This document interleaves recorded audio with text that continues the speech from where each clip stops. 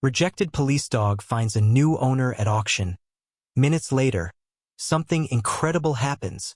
The air was thick with anticipation as the German Shepherd stood at the edge of the training field, his ears twitching at the sharp whistle that signaled him to act.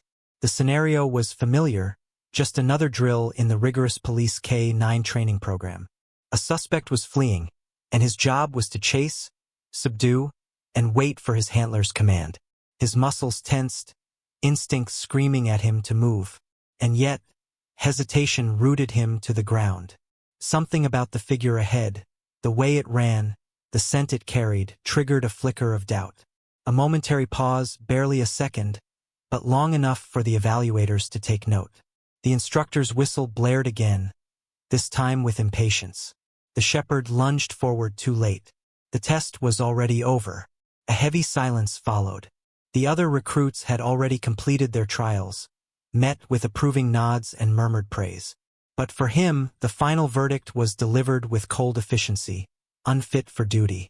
A working dog who second-guessed his commands was a liability, and in this field there was no room for error. Within days, he was removed from the program, his record marked with a single word: rejected. The auction house was a far cry from the structured world of training grounds and patrol simulations. Here, the scent of hay, sweat, and unfamiliar dogs filled the air. Rows of kennels lined the space, each occupied by animals of varying breeds and sizes, their eyes reflecting everything from confusion to fear. The shepherd sat in his crate, silent, watching as people moved past without a second glance. Some bidders were looking for strong, young dogs with the potential to become hunters or guard dogs. Others wanted easygoing pets that could integrate into a family without effort. He fit neither category. His paperwork, clipped to the side of his kennel, told a simple but damning story. Failed police training, too intelligent for a pet, too hesitant for service. He was an investment gone wrong, a dog that hadn't met expectations. And in a place like this, that meant he was unwanted. The auctioneer's voice boomed across the hall, calling out numbers, waiting for bids. A Labrador mix was sold quickly, followed by a pair of high-energy Belgian Malinois. Then it was his turn. The starting bid was lower than most, and yet no hands rose immediately. The seconds dragged on, the murmurs from the crowd confirming what he already knew. Then, a movement at the back of the room. A hand lifted, a bid placed. No hesitation, no competition, just a single, decisive purchase. He expected his new owner to be like the others, either someone hoping for a cheap security dog or a breeder looking for resale value. But when the man approached, there was no clipboard, no uniform, no sign that he was searching for anything specific. The man was older, his weathered face calm, his hands steady as he handed over the payment. There was something in his gaze, something that lacked the usual transactional coldness of these events. He looked at the shepherd, not as a failed investment, not as a disappointment, but as if he saw something others had overlooked. The handler who had once trained him might have scoffed. A police dog needed to be chosen for skill, for discipline, for unwavering obedience. This man, however, had bid on him without hesitation, without asking for details. What did he see? The leash changed hands, and with it, the shepherd's fate. The man didn't tug or force him forward. Instead, he simply turned and started walking toward the exit. A quiet understanding passed between them. The shepherd followed. For the first time in days, there was no command barked at him. No expectation to perform. Just movement, steady and sure, toward the unknown. The truck's interior was quiet, the hum of the engine the only sound filling the space. The shepherd sat in the back seat, body tense, eyes fixed on the passing trees outside. The auction house was already miles behind them, but the uncertainty lingered. The man drove without speaking, his hands relaxed on the wheel. He didn't glance back, didn't try to coax the dog into comfort. He simply allowed the silence to exist between them. Rain began to fall, light at first, then heavier, the droplets streaking against the glass. The scent of wet earth filled the cabin, familiar yet distant. The shepherd shifted slightly, testing the space, but remained guarded. Trust was not something he gave freely. A low murmur broke the silence. Not a command, not an expectation, just words spoken into the air. The man wasn't asking anything of him. He was simply speaking. It was strange. He had spent his life being given orders, expected to respond immediately. But this was different. For the first time in a long while, there was no demand for him to prove himself. No judgment, just the road ahead, stretching into the unknown. The rain had turned into a full-blown storm by the time they reached the outskirts of town. The wipers struggled against the sheets of water, the road slick and treacherous. The old truck moved cautiously, headlights barely piercing through the downpour. Rex sat in the back seat, his ears twitching at every distant roll of thunder. He wasn't afraid. He had been trained to handle loud noises, to ignore distractions. But something about the atmosphere unsettled him. A strange tension in the air, an unease that made his body stiffen. Then, a sudden flash of red ahead. Brake lights. The man slowed, peering through the rain-smeared windshield. A vehicle sat sideways in the middle of the road, hazard lights blinking weakly. Something wasn't right. The way the car rested at an angle, the shattered glass glinting under the headlights. It was more than a breakdown. As the truck rolled to a stop, the man's expression shifted. He reached for the door handle, hesitating for only a second before stepping out into the rain. Rex lifted his head, watching intently. The wind carried the scent of gasoline, something sharp and acrid mixed with the wet earth. A sound, faint but urgent, a voice calling for help. His pulse quickened. Training, instincts, something deep in his bones told him this wasn't an ordinary accident. Something was very wrong. And then, from the wreckage, a cry. A child's cry. Before the man could fully process the situation, Rex moved. He pushed against the door, muscles tensing as the latch gave way. The rain was cold, but his focus was singular. The scent of fear was undeniable now, mixed with the metallic tang of blood. The man turned, startled by Rex's sudden action, but he didn't stop him. Instead, he followed as Rex sprinted toward the wreckage. The car was a mangled mess. The front end crumpled against the guardrail. Steam hissed from the engine, and inside, movement, small, desperate. A child, no older than 6, trapped in the back seat. Her hands pressed against the window, eyes wide with terror. Rex whined low in his throat, his training snapping into place. He had been meant for search and rescue, had spent hours memorizing the sense of distress, of panic. His rejection from the force had not erased his purpose. He circled the vehicle, searching for a way in. The front doors were jammed, crushed by the impact. The man was already pulling at the handle, but it wouldn't budge. The rain slicked his grip, frustration tightening his jaw. Then, another sound. Weak, softer. Rex's ears flicked toward the front seat. Someone else was inside. The woman in the driver's seat barely moved. Her breath was shallow, her face pale. A gash on her forehead leaked a thin stream of blood, mixing with the rain that poured through the shattered windshield. The child sobbed, her small fists banging against the glass. Every second wasted was a second too long. Rex acted. He lunged at the back door, his paws scraping against the handle, trying to pry it open. His jaws clamped down on the metal, pulling, yanking. Trained to take down fleeing suspects, he now used that same strength to save instead of subdue. The man crouched beside him, gripping the doorframe. With one final pull, the latch gave way. The door creaked open, and the child tumbled into his arms, crying, shaking. But there was no time to stop.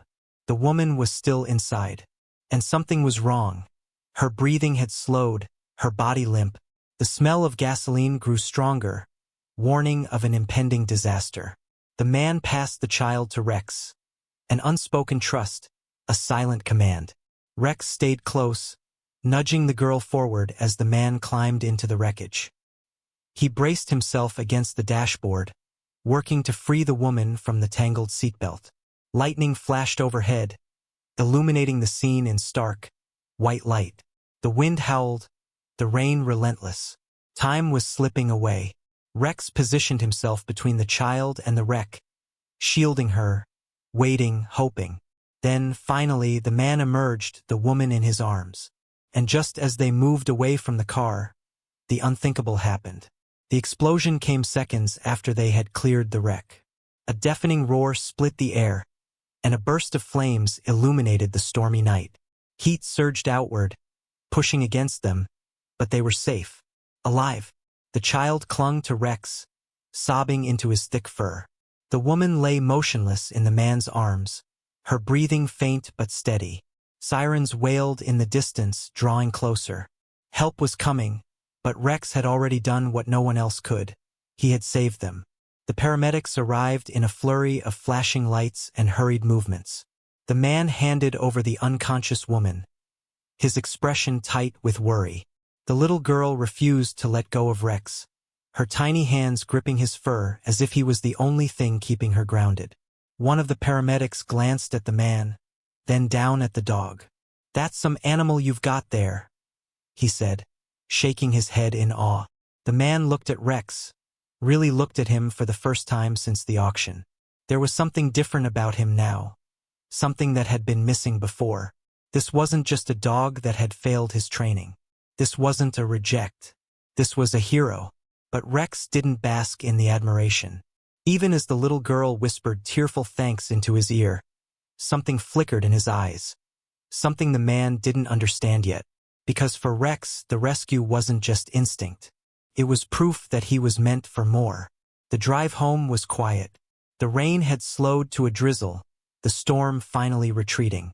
The man gripped the steering wheel, his mind replaying the night's events. Every moment, every decision. He had bought Rex on a whim, expecting nothing but a companion to ease the loneliness. Instead, he had found something far more valuable. Rex sat in the passenger seat now, staring out at the darkened fields as they passed. His body was still, but his ears twitched at every passing sound. He was alert, waiting, as if expecting another call to action. The man sighed, glancing at him. "You weren't meant to be discarded, were you?" he muttered under his breath.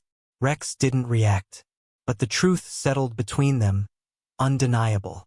The man had his own ghosts, his own past he had tried to leave behind. And now, in the silent space between them, he wondered if fate had brought them together for a reason. Because Rex wasn't just any dog, and the man wasn't just any owner. Both of them had been lost, and both of them had just found something worth holding on to. The nightmares started that very night.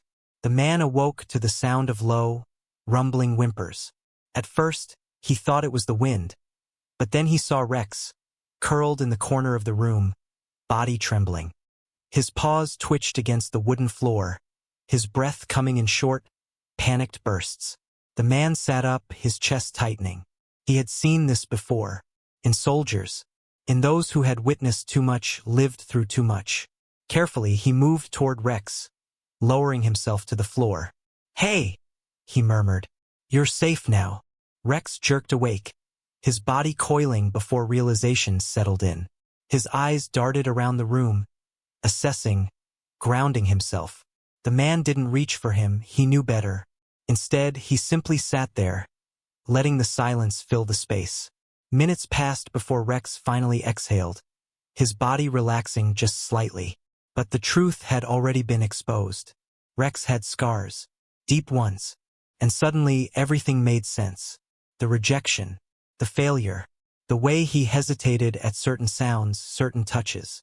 Rex hadn't been discarded because he was weak. He had been discarded because someone had failed him. Morning light filtered through the window, casting long shadows across the wooden floors. The man sat at the table, sipping his coffee, watching Rex as he lay near the door, eyes half-lidded but alert. The events of the night before lingered between them, and a decision settled in the man's chest. He pulled out his phone, scrolling through contacts he hadn't touched in years. Then, with a deep breath, he made the call. "Hey," he said when the line picked up. "I need a favor." Later that afternoon, an old friend arrived. A former K-9 handler, someone who knew the ins and outs of the training world. Someone who would understand. They stood in the yard, watching Rex as he paced, restless energy simmering beneath the surface. "You sure about this?" the friend asked. The man nodded. "He deserves a chance." A pause, then a knowing smile. "All right, let's see what he can do." And for the first time since the auction, Rex wasn't just waiting for something to happen. He was ready, because second chances weren't given. They were earned. The night was eerily still, the kind of silence that pressed against the chest, thick with unseen tension. The man had spent the evening training with Rex, watching him reclaim the instincts that had once been buried beneath doubt and fear. There was something different in the dog's eyes now, purpose. But just as he allowed himself to believe in their progress, the emergency call came. A massive fire had broken out at an apartment complex on the other side of town. Reports mentioned people trapped inside, smoke too thick for firefighters to navigate safely. The man's gut twisted. He had walked away from the front lines years ago, but now, with Rex at his side, that old part of him, the part that ran toward danger instead of away, roared back to life. By the time they arrived, chaos had already taken hold. Flames licked at the sky, sirens wailed, and a frantic mother screamed for her child, who was still trapped inside. The firefighters were spread thin, working tirelessly to contain the blaze, but time was slipping away too fast. The man looked at Rex. No hesitation, no fear, just focus. And in that moment he knew. This was it.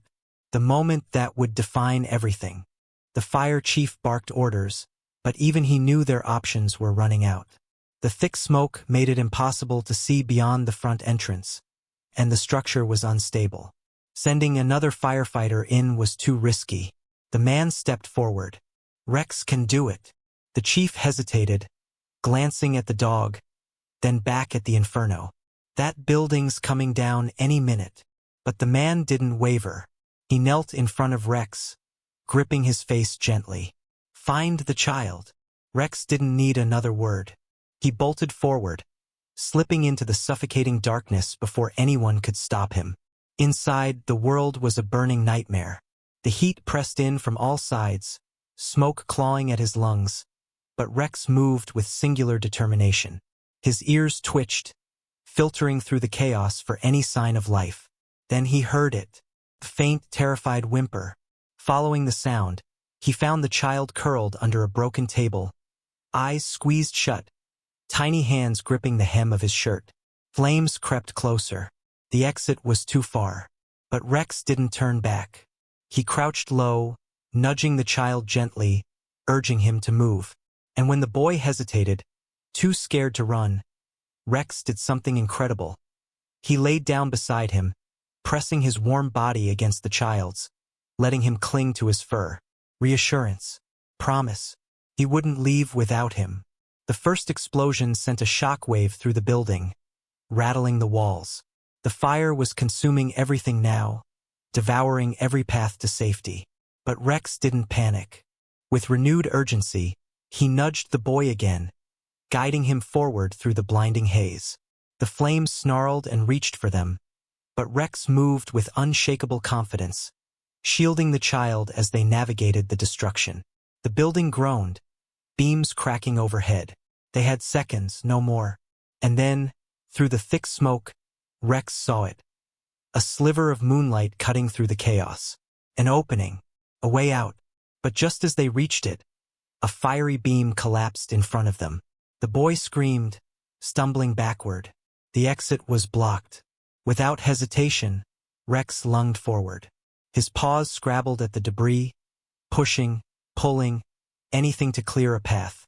Smoke filled his lungs, burning and stinging. But he didn't stop. Couldn't stop, because failure wasn't an option. With one final, desperate push, Rex forced a gap just wide enough for the child to squeeze through. The boy crawled forward, coughing, gasping. Then suddenly, strong hands were pulling him out, lifting him to safety.